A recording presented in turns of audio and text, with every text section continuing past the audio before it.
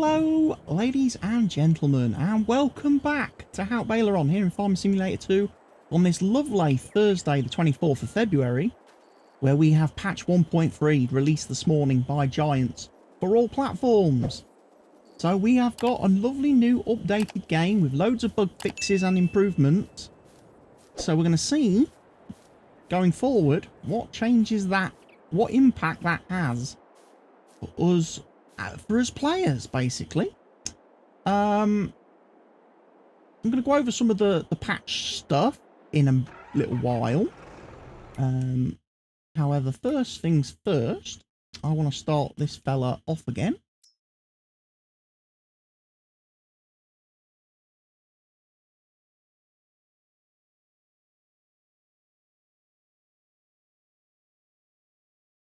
Line is he about to do? Is he about to do that one, I think?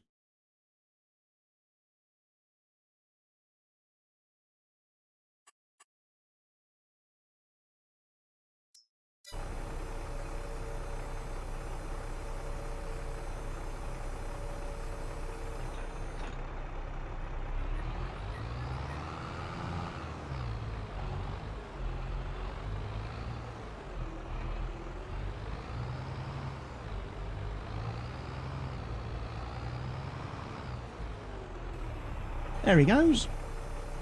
So, mulching is underway on the field that we obviously have done the soybean harvest on.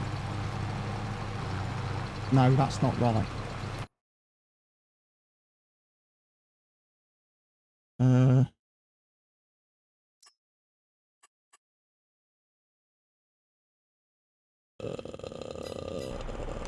See, this is the problem.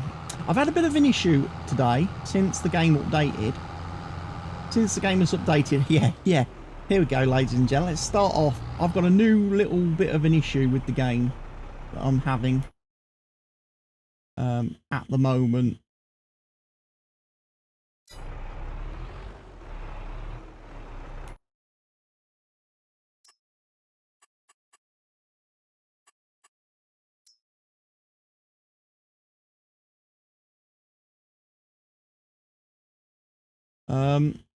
Which is basically, if I tab out of the game,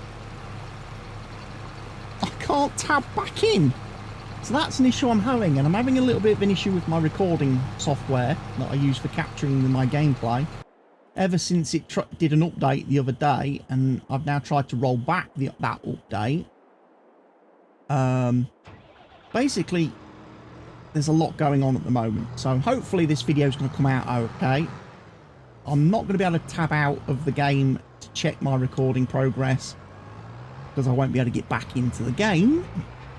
But I'm going to talk about some of the things that the patch has changed and what it means for Farm Sim players. I've already seen, perusing the Giants forums and that the new patch seems to have had some very significant impacts on some portions of the Farm Sim community. Specifically, console players seem to be very heavily impacted by this new patch. Some of the things Giants have done to affect some of the issues, some of the performance issues, some of the crashing, seem to have really impacted the console players. Specifically, console players running who have lots of mods installed, and run very heavily modified games, heavily modified saves. Basically, one of the things that Giants have done for the console players to try and improve performance and prevent crashing on consoles is to dynamically adjust the amount of slots, the slot count that players have available to them based on how modded their game is, how many mods they have installed, how many mods they have active when they try to create a game or load a game. Basically now, console players as of today, patch 1.3, are finding that when they're loading up games or starting maps, they have far less slots available to them than previously advertised. In fact, in some instances, players are now getting a message that players who have exceeded the slot counts are getting a message when they try to load their games that they have exceeded their slot counts, and they actually have to delete mods and items before the game will let them load into their saves. Otherwise, if it doesn't do that, they're going to crash. So obviously the physical limitations of console hardware and the enclosed systems that they are, is causing a very big headache for Giants. And Giants have, like I say, they've had to take some pretty drastic steps with this update to try and fix a lot of the console player issues and problems. And obviously console players are not happy now because they're not getting what was previously advertised them. Like I say, they've seen a decrease in their slot counts today. Try and help with their performance and stuff. So console players are kind of been very shortchanged. Obviously PC players like us, like myself, not affected. We don't have slot counts. The only thing we're limited and restricted by is our, you know, our system, basically. What we have, what we're playing, what type of PC we're playing it on. If we're playing it on an ultra gaming PC, we have no limits. If we're playing on a potato or a laptop, yeah, things get a bit rough. But yeah, otherwise we're not affected by any of that. But some of the fixes and updates are quite cool. One of the things I am pleased to see has been fixed, although it wasn't specifically mentioned in the patch notes on the changelog, is the resource buffer pool error that quite a few players have run into ever since the game came out. Myself was one of those affected players where on certain maps at certain locations the game would always crash. You may recall this map used to always crash for me if I went anywhere near the spinnery. If I used to go anywhere near the spinnery on this map, it would crash instantly with the resource buffer pool error. Well, that's been fixed. I've already seen reports in the thread that I created, the bug report thread that I opened on Giants forums, where players are saying, hey, loaded up the game today, I can now go to the spinnery on Haut Beyleron, I can now go to this location on Elm Creek, I can now place objects on Erlengrad. So that resource buffer pool error seems to have been fixed and corrected in patch 1.3, although Giants haven't specifically included that in the patch notes. It seems a bit of a stealth silent fix, almost like they've acknowledged that it was a problem, because you know, multiple players including myself submitted actual you know, proper bug reports to the Giants QA team via their bug tool and got no acknowledgement, or just got brief replies that we can't replicate it, not an issue, can't solve type deal. But it does seem like Giants have acknowledged that there was a problem and they've kind of done a stealth silent fix for it. So very interested to see how that pans out for players. And if you were one of the players out there that got previously impacted and hit by the resource buffer pool thing, feel free to let me know in the comment section down below if patch 1.3 has fixed it for you. You know? Obviously, if you're a Steam player, the update will be downloaded and installed automatically for you the next time you try to launch the game. If you're a Giants player, you will have to use the auto update function within your game launcher, Giants launcher, which does have, I mean, Giants game does now have an auto update function. There's a way to access that. I think if you press Shift, if you hold the Shift key when clicking on the game icon, it will bring up the launcher instead of the game, and you can choose to patch and update the game from there. Alternatively, you can obviously log into the Giants download portal using your license key, and you will be able to download the game update for your game, for your license. There is also an update for the Class Saddle Track DLC as well, just to make everybody aware. Again, various issues with that. Because I own the game via Giants and Steam, I installed all the DLC, all the extra DLC and stuff via the Giants installer. And Steam also installs all the DLC. Difference is, the Giants installer installs the DLC into your My Documents folder. Steam installs it into the game installation folder in the paid DLC section of the thing. When I loaded up the game today, the game was telling me that the class DLC wasn't up to date. And I was like, well, that's strange, because Steam auto updates. And when I checked my paid DLC folder in the game installation folder, the Steam folder, it was up to date. The file was dated 24th of February. However, when I checked the paid DLC folder in My Documents, where the Giants version of the game installs its DLC, the saddle track in that was not dated today.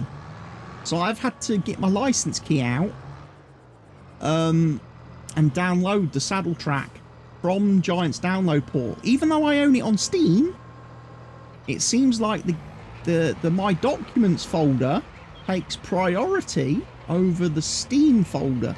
So I have to make sure I use the Giants saddle track. Otherwise it tells me that it's not up to date. So yeah, that's one strange workaround. If you find your DLC, any of your DLC, pre-order DLC or bonus content or whatever, is showing as needs updating, just double check that. Just double check whether whether your game is reading from the paid DLC folder in My Documents or from the Steam paid DLC. I would maybe advise people to maybe clear out the My Documents paid DLC folder and just let the Steam one take precedence if you're playing it on Steam. If obviously you're not using the Steam version, you only have the Giants version, then you can ignore anything I've just said, because you will only be using the PDLC folder in My Documents. It's just for the couple of weird people like myself that own it on both Giants and Steam and have both versions installed, because, you know, when the game first came out, I was doing a lot of bug fixing, bug finding, problem checking, and it was interesting to see whether the issues were present in the Giants version of the game, the Steam version of the game. Was it present in both? Was it missing from one? Did it work in one version but not in another? So having both versions of the game available to me was quite important to check various different things before submitting bug reports and stuff. But yeah, a lot of fixes. Obviously, the one downside to today's update for me is that the game has overwritten a lot of my installation folder. A lot of my files and folders, you know, game files and folders, have been reset back to factory settings, to Giants, whatever Giants latest versions, which means a lot of them, like my vehicle tweaks and my production tweaks and placeable tweaks and little files that I've edited and modified for myself, for my own sort of sanity and peace of mind, have been undone.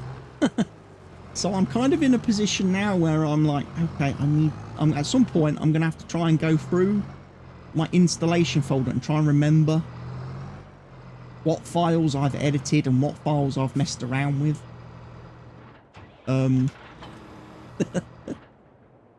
Because I can't remember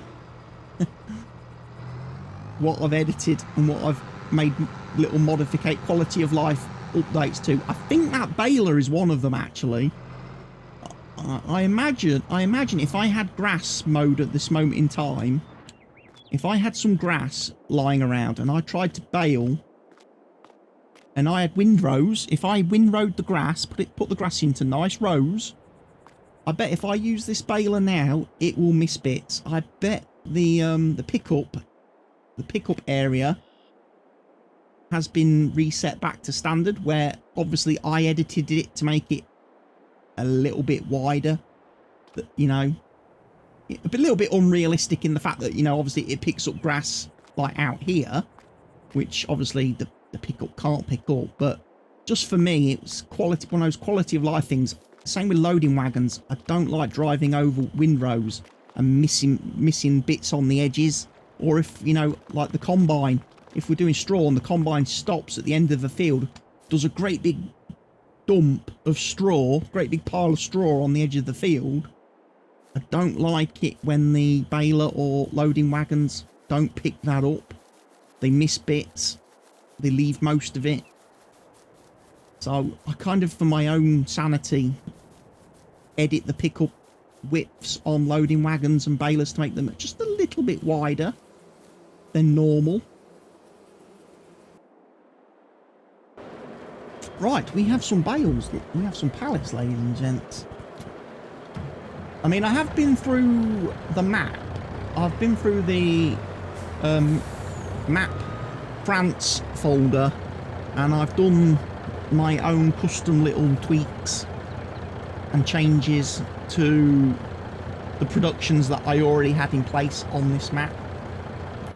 I've sped up the productions a little bit, make them, you know, in keeping, so, you know, we can actually get stuff delivered fairly quickly.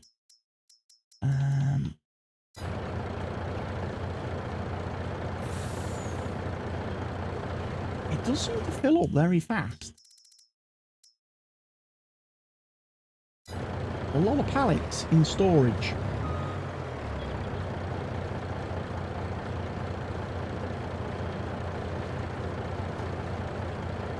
We'll take them up to the bakery anyway. We'll get them delivered. It's got room for 2 more. Come on, game.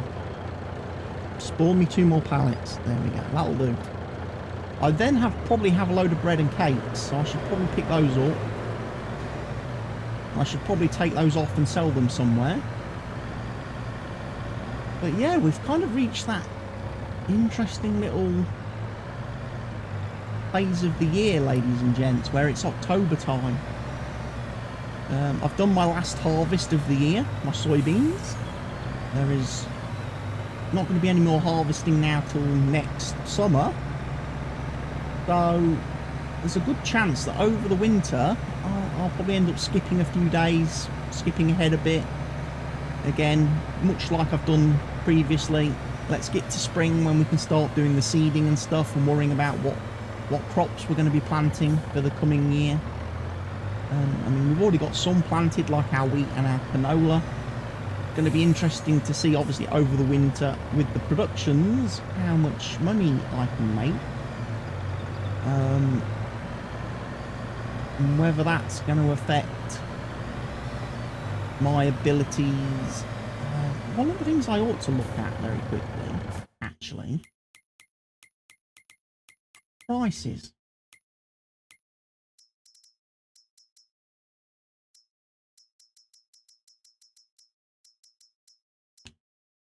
The silage situation. Prices are now starting to creep up for silage. And there's one of the changes from patch 1.3. It now actually tells you on the seasonal fluctuations screen what the highest price is for silage over the course of the year and the lowest price. And that applies to every crop. So you can now look on the seasonal fluctuation screen and know exactly what the highest price will be at some point in the year and what the lowest price will be at some point in the year. So you can work out whether you want to sell your crops or whether you want to produce them and put them into something different. So silage, we're probably going to start selling next month, November. I've got a little bit of grass I need to convert into silage, which is in the hayloft currently. I didn't use the silage bunker. And that's the grass actually from that was mowed in the last episode. That the AI worker didn't actually mow the whole field. And I believe I've just filled up my my bakery flour. Okay.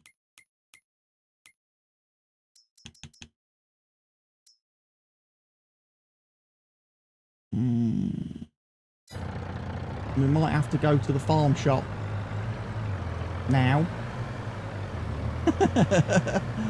to sell the rest. Because if I dump these pallets on the trigger, yes, they will get consumed over time.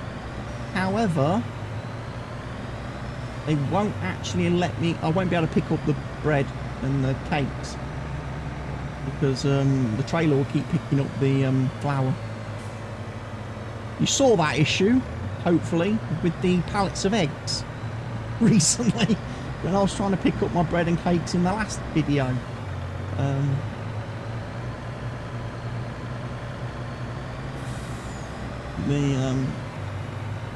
It kept picking up the egg pallet, and I was trying to find somewhere to place the egg pallet where it wouldn't keep picking them up, but it did, frustratingly.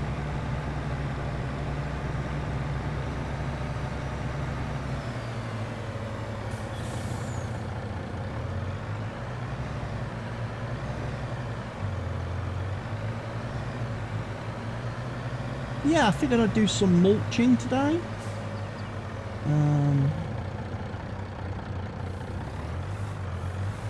Get that field mulched. One of the things, obviously, we've got as well to look at, we've got new equipment, haven't we? Some new stuff.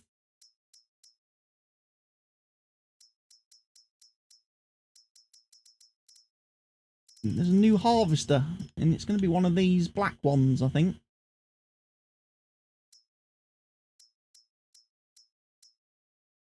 Is it this one?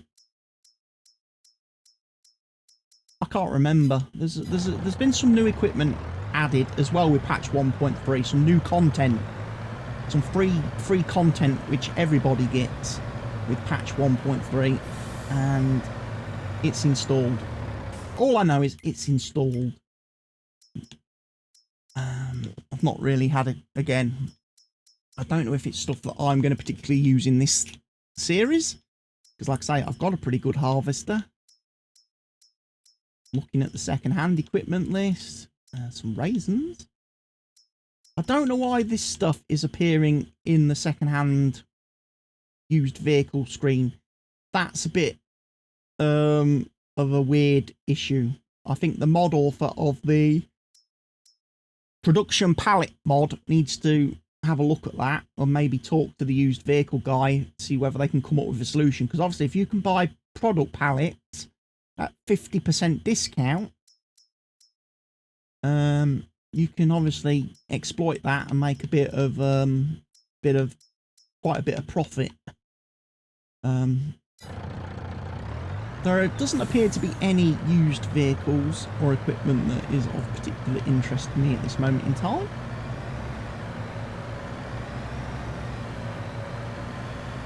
Like I say, I still keep wondering about seeders, you know. I'm still kind of on the fence when it comes to the seeders planters situation.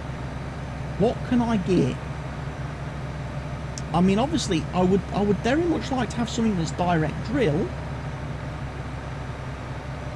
but I'm not necessarily wanting a seeder or a planter that has fertilizer.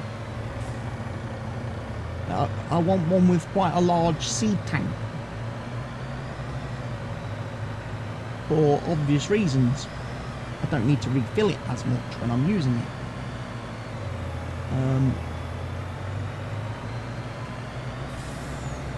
I always kind of feel the way I play, with the way I work my fields and that, and certainly with the contract system, that seeders which have fertilizer and seed 2 in 1, especially with the fact that they all tend to be more balanced towards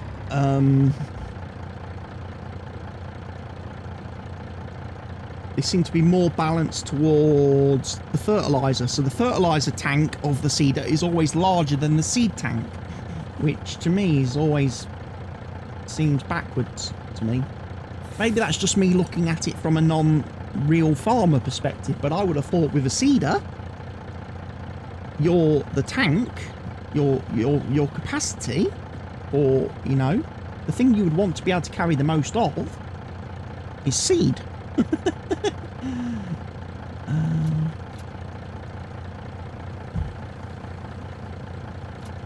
Right, we've got some cakes and we've got some bread. Where are we going?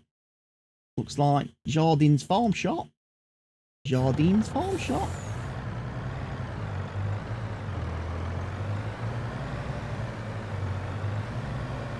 Make some heavy profit today. I don't know if Giants have tweaked the prices, because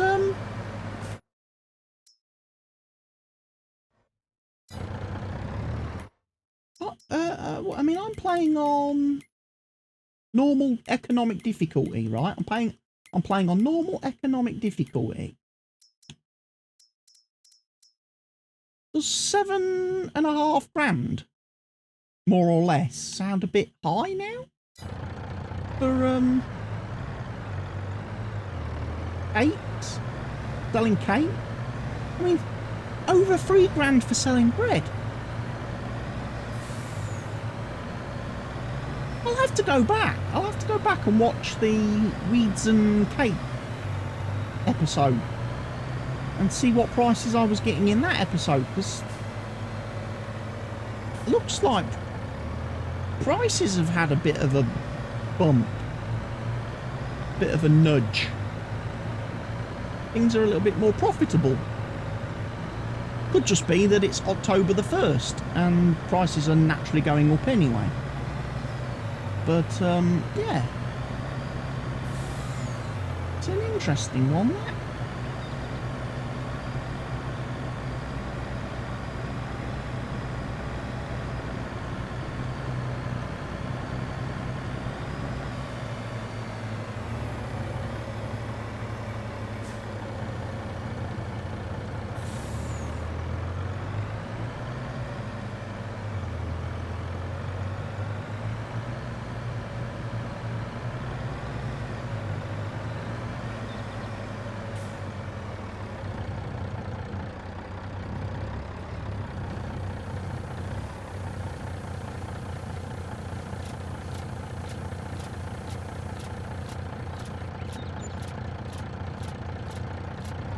Just made 91,000.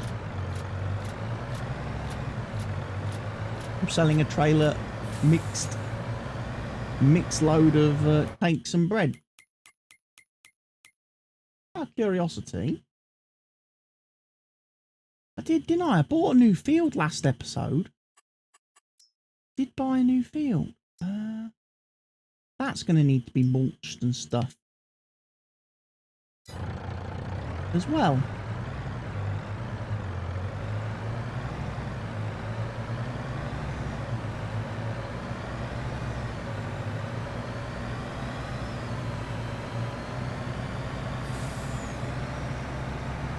Possibly, maybe. I might mulch it, I might not. I might decide just to cultivate it.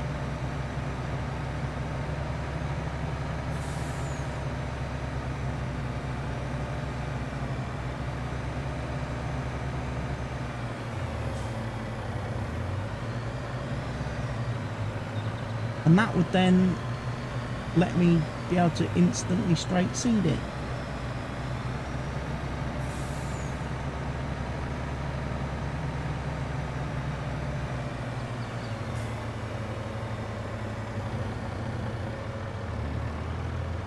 Oh, happy days! Another load of cakes. Look, we'll leave that there for a minute.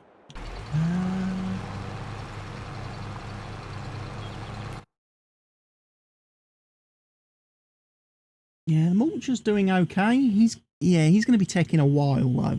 That field is going to take him ages to do. I think I ignore mulching on that newly purchased field, and I just go straight over there and cultivate it, I think.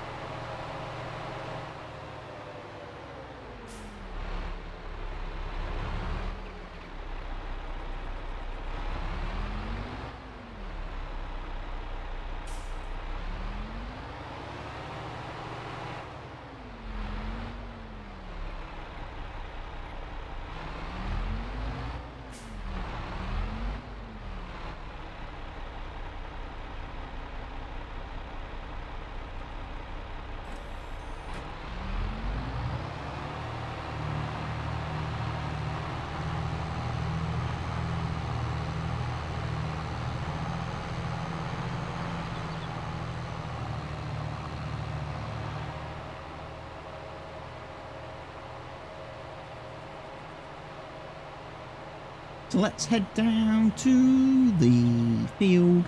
I've just had a notification on my Apple Watch from Stevie telling me he's done the update, the 1.3 update to the Elm Creek edit map. Would I be available to test it on my server? Yes. So that is what I will do. As soon as I finish recording this video, I will go map testing today. I will go do some map testing of which works out perfectly, because unfortunately the current version of the Elm Creek edit map that I have on the multiplayer server has reached its end of life. Whenever we try to sleep now to advance from May to June in whatever year we're currently in, the game crashes, and there is absolutely nothing I can do to work around that. I cannot get to the next in-game day, so that known issue with the sleep bug, or the fast forwarding time bug, has struck, and unfortunately my multiplayer server save is done. It's broken. So I'm looking forward to the new version of the map and being able to start a new save with the new map that has no bugs, and then it can just run and be its thing. It can run and players can log on and play and be happy. They can do what they want. They've got the freedom. You know, it's a very chilled out, no pressure server that I operate. Players can log on anytime, day or night, and they can do whatever they want on our fields. They can plant what they want, they can harvest what they want, you know, whatever tasks show on the map, they're free to pick and choose what they want to do. You know, it's pretty easy going. And like I say, I'm looking forward to the new updates from Stevie. Like I say, certainly to fix the game issue, the game breaking bug thing is going to be fantastic. To fix that is great, because the number of times we've had to update the map, restart the save already, and that bug has persisted with every version of the map and every save, because it's a Giants issue that they've needed to fix, which they've now done in patch 1.3, which means Stevie can now finally say, hey, that bug's fixed. The new version of the map with some lovely, wonderful new additions that he's built into it, like he's got a whole like bee farm area on the new Elm Creek map, and he's reworked some of the stuff.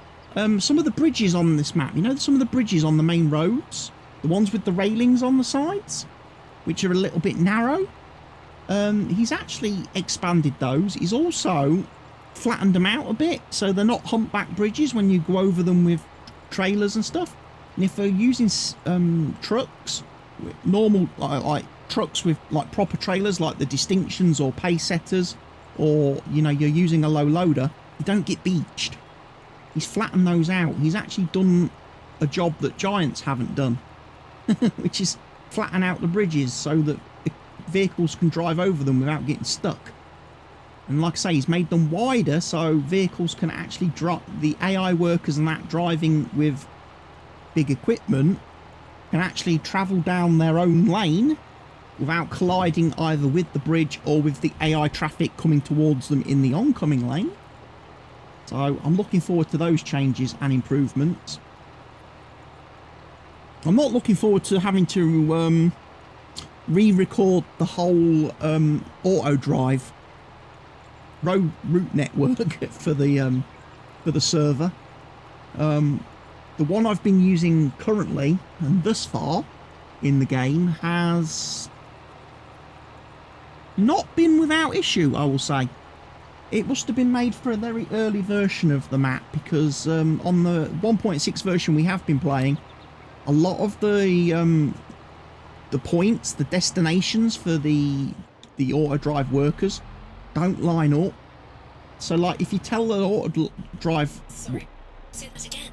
If you tell the auto drive worker to go to a sell point and deliver, say, you know, deliver some wheat at the farmer's market, they drive there and the marker for the sell point is nowhere near where the sell point actually is. So I don't know whether Stevie's moved sell points since the person originally made the auto drive network, or whether the person who did the auto drive network didn't actually know how you're supposed to put the markers for sell points, and that the markers for sell points need to be placed actually after the sell point, so the tractors drive beyond the sell point to get to the marker, therefore able to detect the trigger and unload. But we'll see. One of them things. But here we are, folks. It's a lovely October evening. Sun is starting to set. We have got lovely bit of cultivating, autumn cultivating. I'm going to take a quick screenshot for the thumbnail. And this video is probably going to be it for today, ladies and gents. I just wanted to do a quick check that patch 1.3 has installed okay, and that my game loads. My save hasn't been broken by Giants Update, which doesn't appear to be. And now we can enjoy getting back to farming, hopefully with less bugs and issues going forward. So thank you everybody for watching today's video. Really hope you've enjoyed it. I'll be back again with some more content very soon. But for now, from me, CWATTY, goodbye.